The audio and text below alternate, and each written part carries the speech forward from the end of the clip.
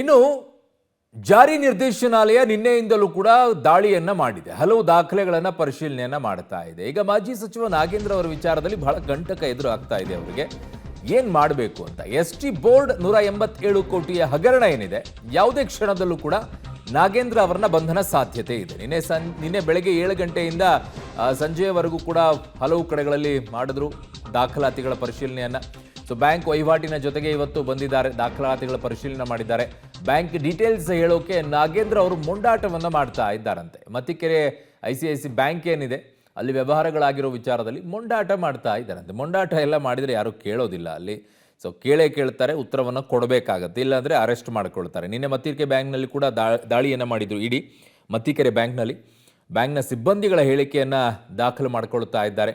So ಅದರ ಆಧಾರದ ಮೇಲೆ ಇನ್ನೊಂದಿಷ್ಟು ಡೀಟೇಲ್ಸನ್ನು ನಾಗೇಂದ್ರ ಅವರು ಕೂಡ ಕೇಳಿದ್ದಾರೆ. ಬಟ್ ನಾಗೇಂದ್ರ ಅವರು ಉತ್ತರವನ್ನು ಕೊಡ್ತಾ ಇಲ್ವಂತೆ. ದಾಖಲಾತಿಗಳು ಮತ್ತು ಬ್ಯಾಂಕ್ನ ವಹಿವಾಟಿನ ವಿಚಾರದಲ್ಲಿ ಎಲ್ಲ ಕೇಳಿದ್ದಾರೆ, ಬಟ್ ಯಾವ ಮಾಹಿತಿಗಳನ್ನು ಕೂಡ ಕೊಡ್ತಾ ಇಲ್ವಂತೆ. ಕೊಡ್ತಾ ಇಲ್ಲ ಅಂತಂದರೆ ಅರೆಸ್ಟ್ ಆಗ್ತಾರೆ, ಒಳಗಡೆಗೆ ಹೋಗ್ತಾರೆ. ಅದು ಒಪ್ಕೊಂಡಂಗೆ ಆಗುತ್ತೆ, ನಾವೇನೋ ಮಾಡಿದ್ದೀವಿ ಅಂತ ಹೇಳಿ. ಇಲ್ಲ ಕ್ಲಿಯರ್ ಆಗಿ ಅವರೇನು ಮಾಡಿಲ್ಲ ಅನ್ನೋದಾದರೆ ಕ್ಲಿಯರ್ ಆಗಿರಬೇಕು.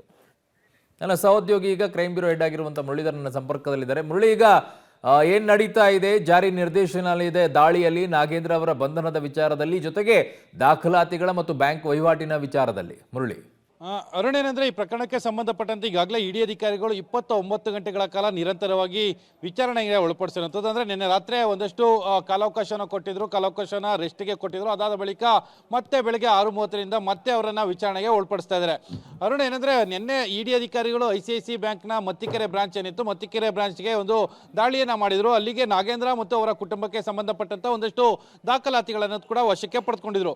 ವಶಕ್ಕೆ ಪಡೆದುಕೊಂಡು ಅದರ ಬಗ್ಗೆ ಒಂದಷ್ಟು ಹೇಳಿಕೆಗಳನ್ನು ಪಡ್ಕೊಳ್ಳೋ ಒಂದು ಪ್ರಯತ್ನಗಳನ್ನು ಮಾಡಿದಾಗ ನಾಗೇಂದ್ರ ಅವರು ಸಾಮಾನ್ಯವಾಗಿ ಅದಕ್ಕೆ ಸರಿಯಾದ ಉತ್ತರ ಅಥವಾ ಸಕಾರಾತ್ಮಕವಾಗಿ ಉತ್ತರವನ್ನು ಕೊಡೋದಕ್ಕೆ ಮೊಂಡಾಟವನ್ನು ತೋರಿಸ್ತಾ ಇರುವಂಥದ್ದು. ಇದರ ಬಗ್ಗೆ ಯಾವುದೇ ರೀತಿಯ ಸ್ಪಷ್ಟನೆಗಳು ಕೂಡ ಇಲ್ಲ ಅಂತ ಹೇಳಿ. ಯಾಕೆಂದ್ರೆ ನಿನ್ನೆ ಅವರ ಆಪ್ತರಾಗಿದ್ದ ಹರೀಶ್ ಏನಿದ್ರು, ಹರೀಶ್ 1.45 ಕೋಟಿ ಅಂದ್ರೆ ಸತ್ಯನಾರಾಯಣ ವರ್ಮ ಕೊಟ್ಟಂತ ಹೇಳಿಕೆಯ ಪ್ರಕಾರ 1.45 ಕೋಟಿಯಷ್ಟು ಹಣವನ್ನ ಏನು ಸತ್ಯನಾರಾಯಣ ವರ್ಮ ಮೂಲಕ ಕೊಟ್ಟಿದ್ರು ಅನ್ನೋದ್ರ ಬಗ್ಗೆ ಕೂಡ ಮಾಹಿತಿಗಳಿತ್ತು.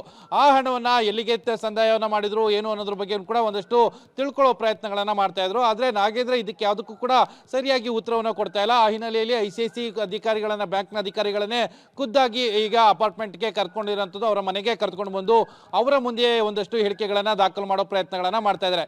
ಯಾಕೆಂದ್ರೆ ಅರುಣ, ಯಾವುದಾದ್ರೂ ಬ್ಯಾಂಕ್ನ ಡೀಟೇಲ್ ಅನ್ನು ಇಟ್ಕೊಂಡು ಅದರ ಬಗ್ಗೆ ಕ್ಲಾರಿಫಿಕೇಶನ್ ಅನ್ನ ಮತ್ತು ಈ ಹಣವನ್ನ ಯಾವತ್ತೋ ಸಂದಾಯವನ್ನ ಮಾಡಿದ್ರಿ, ಜೊತೆಗೆ ಇದರ ಲಿಂಕ್ಗಳೇನು ಮತ್ತು ಯಾವ ಮೂಲಕ ಈ ಹಣವನ್ನ ಹಾಕ್ಲಾಗ್ತೋ ಅಕೌಂಟ್ ಒಳಗಡೆಗೆ ಅನ್ನೋದ್ರ ಬಗ್ಗೆ ಕೇಳಕ್ಕೆ ಹೋದ ಸಂದರ್ಭದಲ್ಲಿ ನಾಗೇಂದ್ರ ಸಾಮಾನ್ಯವಾಗಿ ಅದಕ್ಕೆ ಸರಿಯಾಗಿ ಉತ್ತರವನ್ನು ಕೊಡ್ತಿರ್ಲಿಲ್ಲ. ಈಗ ಬ್ಯಾಂಕ್ ಅಧಿಕಾರಿಗಳು ಮುಂದೆ ಇದ್ದ ಹಿನ್ನೆಲೆಯಲ್ಲಿ ಬ್ಯಾಂಕ್ ಅಧಿಕಾರಿಗಳು ಅದಕ್ಕೆ ಎಕ್ಸ್ಪ್ಲನೇಷನ್ ಅನ್ನ ಕೊಡ್ತಾ ಹೋಗ್ತಾರೆ. ಯಾವತ್ತು ಮತ್ತು ಎಷ್ಟು ಗಂಟೆಗೆ ಮತ್ತು ಎಷ್ಟು ಯಾರು ಬಂದು ಇದಕ್ಕೆ ಹಣವನ್ನ ಸಂದಾಯವನ್ನ ಮಾಡಿದ್ದಾರೆ ಅದೆಲ್ಲದೂ ಕೂಡ ಪೂರಕವಾದ ದಾಖಲೆಗಳನ್ನು ಇಟ್ಕೊಂಡು ಕ್ಲಾರಿಫಿಕೇಶನ್ ಕೊಡೋದ ಸಂದರ್ಭದಲ್ಲಿ ನಾಗೇಂದ್ರಗೆ ಅದು ಮತ್ತೊಂದಷ್ಟು ಸಂಕಷ್ಟವನ್ನು ತಂದೊಡ್ಡಂತ ಸಾಧ್ಯತೆಗಳು ಕೂಡ ಇರುವಂತದ್ದು. ಅರುಣ್.